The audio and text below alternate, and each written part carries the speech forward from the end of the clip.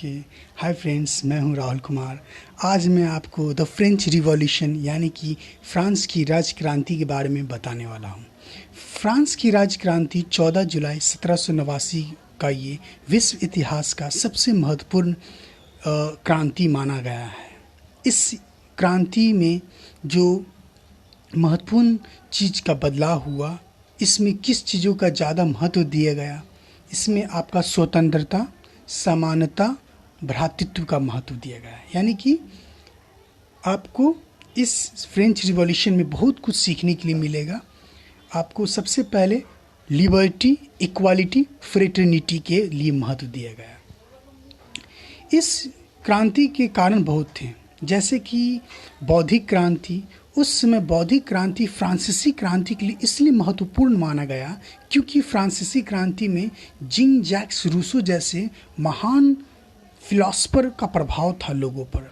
उनकी जो पुस्तक थी द सोशल कॉन्ट्रैक्ट, सामाजिक संविदा, लोगों पर बहुत ही अच्छा प्रभाव पड़ा। लोगों में स्वतंत्रता के लिए उन्होंने एक मंत्र फूंक दिया। आप उनकी एक कोट्स में सुनाना चाहूँगा। Man is born free and everywhere he is in chains. मतलब कि मनुष्य स्वतंत्र पैदा होता है, लेकिन वो चारों तरफ जंजीरों में जकड़ा हुआ है। इस तरह उन्होंने स्वतंत्रता का एक बुलंद आवाज़ उठाया और जन जागरूकता उन्होंने अपनी पुस्तक के माध्यम से जगाया। तीसरा एक पॉइंट आता है इस क्रांति के जो प्रमुख कारणों में से हैं, लुई 16 जो थे, लुई 16वां, उनकी जो पत्नी थी मेरी एंटोइनेट, वो एक बहुत ही जनता के प्रति उदासीनता उनके लिए थी। वो शासन व्यवस्था में हस्तक्षेप करती थी। उनका एक स्टेटमेंट मैं सुनाना चाहूँगा मेरी एंटोइनेट का।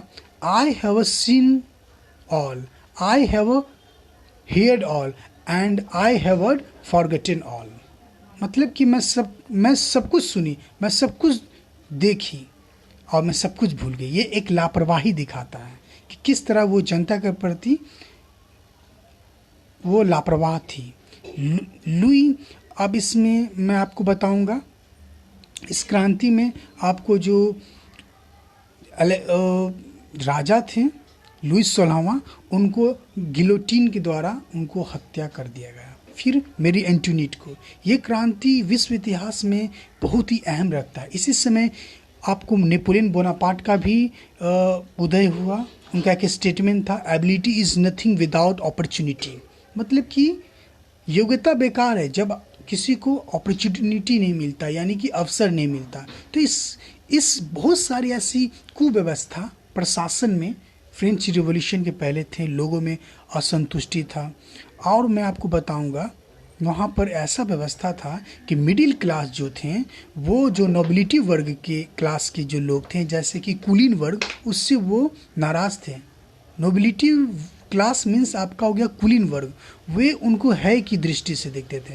और मिडिल क्लास, इसमें इन्होंने वो पढ़े लिखे थे, जागरूक थे, बुद्धिजीवी थे, डॉक्टर, वकील, ये सभी वर्गों में था। तो फ्रेंच रिवॉल्यूशन में सबसे खास बात मैं ये आपको बताना चाहूँगा कि इस क्रांति में लोगों में बहुत जागरूकता आया।